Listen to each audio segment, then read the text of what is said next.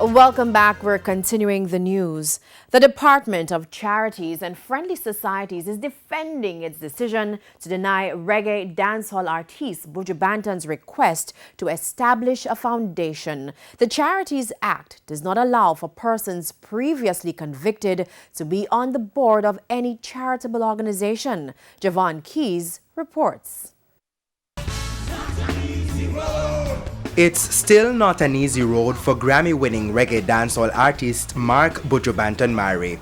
A little more than 2 years after his release from prison for drug charges, his past is getting in the way of his planned progress. In a social media post on Thursday, the artist revealed that his application to set up a charitable foundation in his name has been denied. The response from the Charities Authority referenced the Charities Act of 2013. It says the artist is not deemed fit and proper to govern or sit on the board of a charitable organization. This is due to his 2011 conviction, for which he spent 7 years in prison. Errol Gallimore, head of the Department of Cooperatives and Friendly Societies, explained.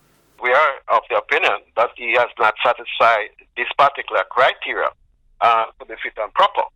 And the fact that we are concerned whether or not having Mr. Marley on the board of a foundation will indeed be maintaining and protecting and earns and the public trust and confidence in charitable organization, given his public knowledge of his conviction.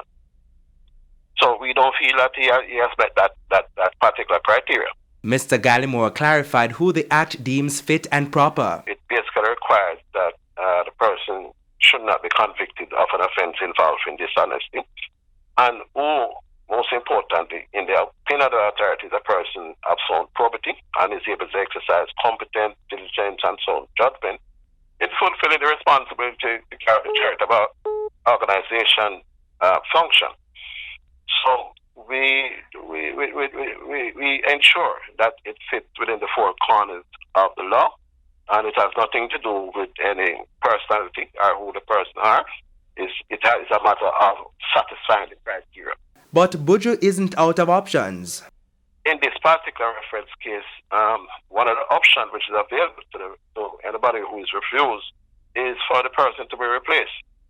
No matter where in this world. This would not be the first time since Buju Banton's release that his past conviction has become the topic of public discourse. In 2020, Buju entered and eventually won the JCDC National Festival Song Competition. Ironically, he donated his cash prize to charity.